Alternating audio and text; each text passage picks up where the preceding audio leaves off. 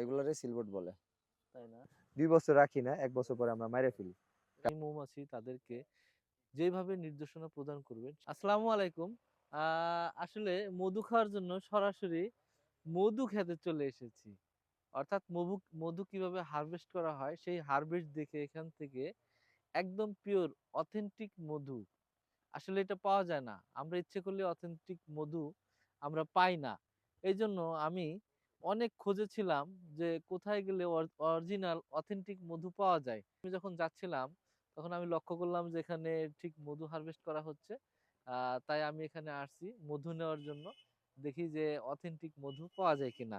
আর এই যে বক্সগুলো দেখছেন, প্রত্যেকটা বক্সের সাথেই কিন্তু মৌমাছি। এখন ওরা হচ্ছে বিকেল তো ওরা কিন্তু এখন ওদের সারাদিনের যে আমি যেটা জানতে পারলাম সারাদিন ওরা কিন্তু ফিল্ডে থাকে, অর্থাৎ কাজ করে। এখন কিন্তু ওদের রেস্ট নেওয়ার সময় ওরা এখন বক্সে ঢুকে যাবে।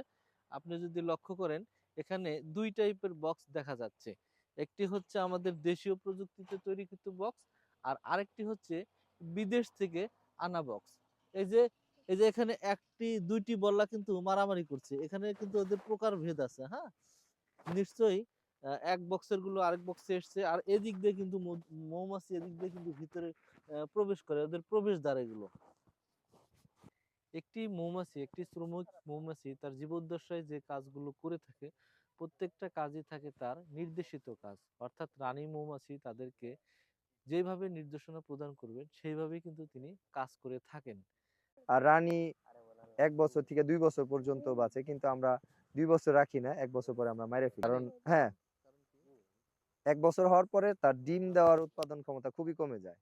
একটা রানী প্রতিদিন গড়ে ১৫০০ থেকে ৩০০০ ডিম দিতে পারে। তখন আমরা করার চেষ্টা করি, আচ্ছা, এই যে আইডেন্টিফাই করার। আপনার মৌমাছি যেগুলো হয় হ্যাঁ, রানীর থেকেই ছোট ছোট হ্যাঁ, হ্যাঁ, মৌমাছি রানী গুলো হয়। থেকেই সব, রানী থেকে। একটা রানী রানীকে ফাইন্ড আউট করেন কেমনে? আসলে রানী দেখতে অন্যরকম, বড়। বুঝাই যায় যে এটা রানী। একটা দলপতির ভাবসাব আসে না? যখন ও চলে তখন ওরে সবাই সাইড দেয়।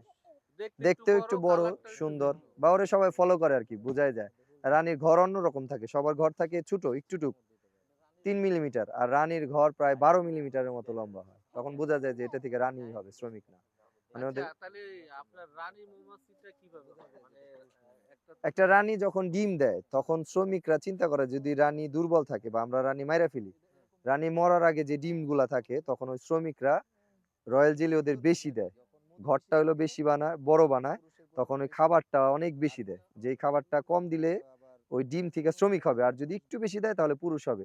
তার থেকেও যদি বেশি দেয় তাহলে সেটা রানী হবে। মানে খাবারের তারতম্যের কারণেই কোনটা শ্রমিক হবে, কোনটা পুরুষ হবে, কোনটা